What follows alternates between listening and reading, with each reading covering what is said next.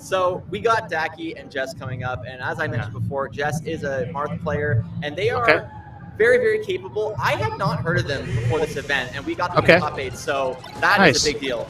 Yes, and this is a matchup that I think is the pinnacle, again, not a pun, I wanted to use that word before I said it, of the game, and the reason I love the meta right now with Zane versus Mango being at the top is that I think Marth versus Spaceys is such a cool matchup, and it challenges both characters, and they're both very different characters, so you get to see the range of melee, right? So I'm very happy to see Jess here playing as Dacky. Dacky, an amazing Spacey, and Jess obviously amazing themselves for getting to this point with Marth, and it's the only Marth I've seen so far, to be honest, as I've been looking through the bracket. And we have a very, very Fox-heavy bracket, so just having that kind of diversity is so important. If you're a Marth player at home, you don't want to see, a Fox Ditto finals necessarily. I don't. I'm tired of that. Yeah, absolutely. So there was a time where this game where Jess was down, only had 5% on Dacky, and just like that, it's back to even. Yes. Okay, let's see if Jess can close this out. Ooh, gets clipped by the shine the shine on that short hop. Nice tipper. Ooh, doesn't commit to the high recovery from Dacky. And one thing that we talked about with Elliot so often is kind of this nerves. And for someone like Jess, who we both aren't super familiar with, I feel like they also must be nervous, not having that much experience in a top 8 situation. Kind of getting this far, it's just such a factor. That's going to be another wow. Good conversion. Yeah, I don't know. I'm seeing a lot of confidence from Jess going into this game. Because Dacky, I'm sure, is very well versed in this matchup. I think as you have to be as a Fox player. And Jess is doing just fine. Yeah, and kind of showing a lot of comeback potential too. I feel if I was Jess, I wouldn't look at the stock count and think, oh, I can't do this, because every time they've gotten an opening, they take it very, very far. And we're, good. Yeah, as a Marth, you should never feel like you can't do this against Spacey. Definitely. The stocks could be erased so fast. I like that up B to hit the mistack. Good wave land on the stage, and nice pivot forward smash. Or was that a wave dash? I don't know. But I believe it was just a wave dash, but definitely pivots are in Jess's arsenal, and I could be mistaken easily. But either way, I agree. That wave land, mixing up the recovery, Marth's recovery not as good, but Fox can have a tricky time edge guarding it if he's not really on his game. Okay, playing careful here. Oh, good weight on the sidestep. Doesn't capitalize though. This is big. Goes for the forward throw rather than a up throw, I guess, or up throw just because they might be a stylistic choice. Getting some good damage here. They get the forward smash and didn't chase on the platform. That might cost Jess here. Oh, down air. That's it. No hesitation. Just straight for it. No forward air. None of this DI shenanigans. Just straight for the down air. I think that's what's made Jess get to this top 8 in the first place. Is the punish game is actually so on point. The efficiency. So and I would go so far as to call this an upset if Jess ends up taking out Dacky. Yeah. Dacky making a name for himself over the last year. Being the shining star from the Pacific Northwest. So this would, qualifying for some SCL events. So this would be huge if Jess manages to pull this off. I believe Dacky has a Hungry Box win. I've said this on stream once already. Who doesn't? Yeah. That's what we don't call it the H-Box number, okay? Because that just wouldn't work anymore. Actually, that's how Quiggles had a number 3, because Quiggles had beaten Dawson, and Dawson beat Hungrybox, and then Hungrybox beat Armada, so... I believe there was a tweet. Hungrybox fucking up the Armada number for a lot of people, too. I think someone tweeted that. During quarantine, people were like, the Armada number is just chaotic right now. Yeah, you gotta get it together, man.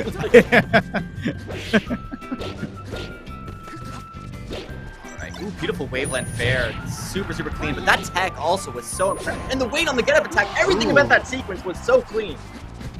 Nice, and a lot of people would go for a down tilt there on that side B, but Jess, knowing the timing, knowing the position of Dacky, just went for the KO option there. Yeah, that's the kind of stuff that like really shows how experienced they are in this matchup. And yeah, like you said, this is what I'm saying. Like these options that Jess is choosing are not the options of someone who's concerned about the big stage. It feels to me like Jess is just playing extremely confident and choosing options that are risky, but they feel very natural to them. Yeah, no, I think it would shock me if Jess hasn't practiced, 20XX, Uncle Punch stuff like really, really consistently. The way they're making use of pivots, the way that they're kind of approaching the punish game just generally, this is someone who has labbed and put in the effort to get good at their character. Oh, yeah.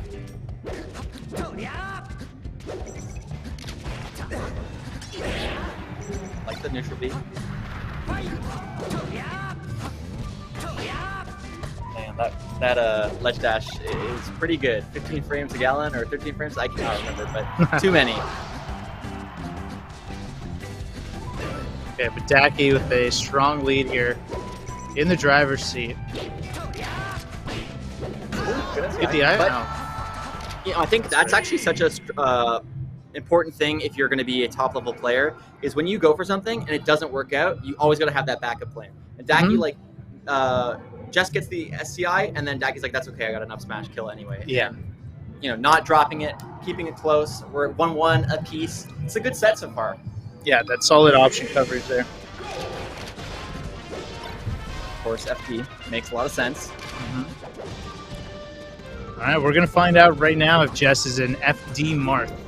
Not every Marth is built the same, but looking at this chain grab, possibly, yeah. I think I'm calling it. Yeah, Jess is an FD Marth. Well, you are an FD Marth. I already know Jess is an FD Marth for sure. Yeah, absolutely. I think any punish heavy Marth is already going to lean to that a bit more, and then if you're like really comfortable with the pivots, that just gives you so much mileage in FD. Yeah. Yeah, this has been clean so far, and that timing. Jess has got some really good timing. I'm noticing that. That's one of the things that's kind of fun about watching tournaments like this is you get to see kind of people on their own kind of come up. And I can't say for certain whether Jess will still be kind of making a name for themselves a year from now, but like the potential is obviously there. Look at how polished this punish game is. Ooh, I like that. I like the call out on the jump from the Fox. It's actually it's a thing I've seen Zane do a lot too, to be honest, where Zane will run forward and just throw the forward smash in, basically just challenging the Fox to stay on the ground because most aren't willing to. And when they jump and they get caught by that forward smash, Zane gets a huge punish off of it. And I see Jess doing it there too. That really is one of the benefits of having one of our best players in the world be a Marth player, is that if you are a Marth player yourself, you just have so much to learn from and work from. Yeah, the blueprint, absolutely. Yeah. Really like the neutral game and kind of the spacing decisions from Jess. There's the pivot forward smash. Looking clean. 3 stocks to 1. Wow. Oh, yeah. Jess is the most FD Marth I've ever seen. Super FD Marth. Literally goes from, let's see if Jess is an FD Marth. I changed my mind in seconds as soon as I saw what they were doing there. Yeah, that's pretty crazy. But, DACKY's trying to make a comeback. Already gets off to a good start with the Shine Spike. And see if DACKY can pull a mango and get the win on FD here against a solid FD Marth. That means Mango made a bit of the blueprint himself, and DACKY certainly taking notes from him. Yeah. This is going to be big. Good takeaway. Making sure that, that's the one option that Marth there. That movement was so slick. Just the moving away and then shield stopping and turn back around and grab. Really slick. You mentioned before about how these two characters have such different styles, but what both of them have in common is the ability to move so cleanly and it's actually so sick when you see someone just really controlling the character perfectly. Yeah. Keep him in the corner. It's barely missed. Oh, very dangerous. Okay, grabs the ledge. Okay. Just gonna have to be careful here. No need to overextend. Just in the driver's seat right now. Nice. And that was a risky play too, but it ends up working out. That's why I'm saying I feel like Jess is not nervous in the slightest here. That forward smash raw and neutral, it was just a hard read. You know what I mean? It might be based on data and information that Jess has gathered throughout the game, But the fact that they're doing it in that kind of situation is crazy to me. That spells confidence. Like experience in this kind of stage, you know? Oh no, for sure. I am kind of a bit curious about the. Oh, I pointed this out yesterday when Jess was on stage. The Pepsi jacket with the Pepsi water bottle is consistent both times. So obviously a little bit of personal style too, kind of fun to see. But off to another great start with this punish game. I was worried you were going to say that Jess is representing Pepis Esports. I was thinking, like, is it a Pepis or is it a Pepsi? I don't know. We can only see Pep. It looks like actual Pepsi, but I'm not sure. Well, definitely Pepis Esports is not making any drinks right now. So yeah, both very comparable brands, so it's hard to tell. There you go. In terms of success and notoriety. Yeah, all right. Well, looking back at the match, that is going to be an easy F smash kill off the top. Jess already, setting up the upset, like you said. This is an upset. That was so good. Oh, no. Oh, okay. Got the wrong direction. Radar, you're not going to tell me that Jess isn't feeling themselves. They're choosing options that are just so. These are friendly options. They're it's just comfort. That's what these are. These are comfort picks.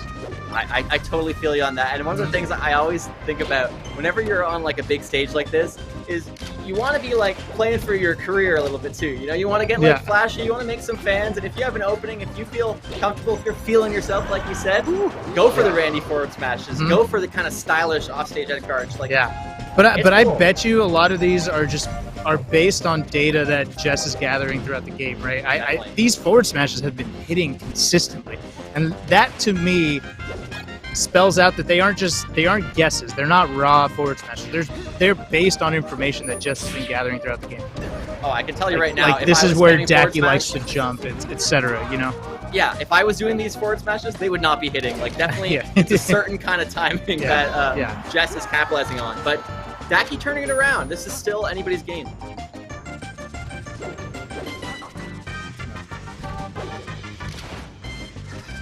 Go ahead. I was gonna say at this percent, like kind of openings are tricky, especially with people being able to leverage crouch cancel. But once you get a grab on either side, that is so much of the kind of opening. Though Fox can use things like lasers and stuff to kind of break that CC advantage. Yes. Fox, one of the best projectiles in the game, forcing you to approach and not just be able to get away with taking advantage of that crouch cancel percent. I love these F smashes off of the upstart. Like they just always feel like really, really carefully timed. It's kind of a simple thing, but it's getting them a lot of mileage. Barely living there. And Dacky dropping with the shine. We've seen that a few times in this set. Stay composed in this kind of corner situation. Mark can get it reversaled if you get the shine. Obviously, you can fast forward to the ledge and make it more difficult, but there's still always that potential to just kind of lose the momentum that you've been gaining in the set so far.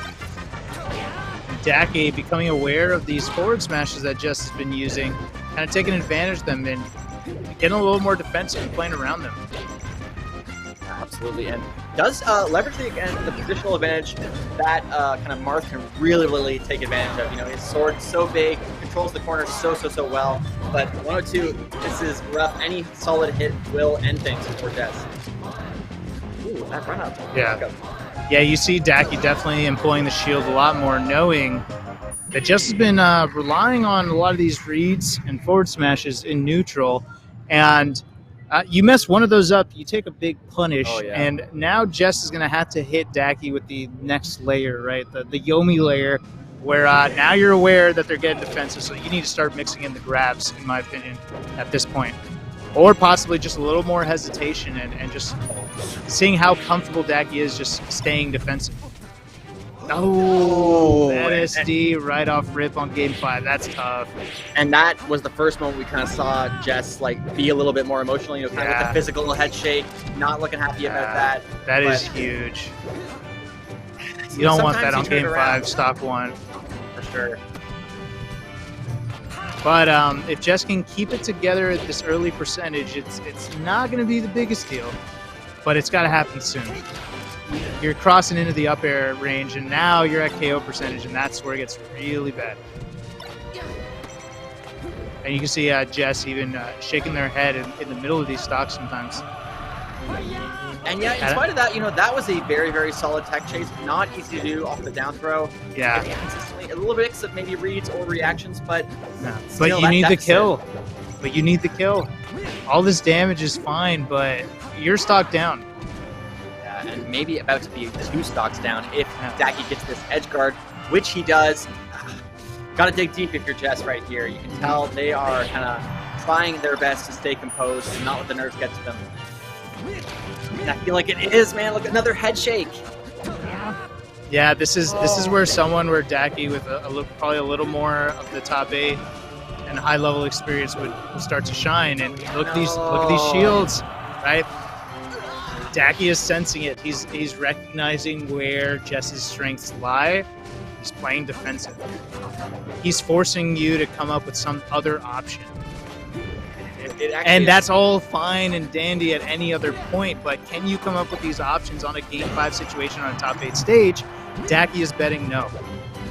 Yeah, no, I feel like we've seen these head shakes from U2 King time and time again, and they just have the same energy. There's like something just painful about it, like just clearly a capable player, clearly, so intelligent with their punish choices, but when everything's on the line, are they able to deliver? Doesn't look like it. Oh my gosh! No, you can't do that. You can't do that. But it was rough. It was a rough comeback, but I feel as though you got to fight it out. But I think at that point already, Jess wasn't happy with the way that they were performing, and decided to call it there and just regroup maybe for another tournament in the future.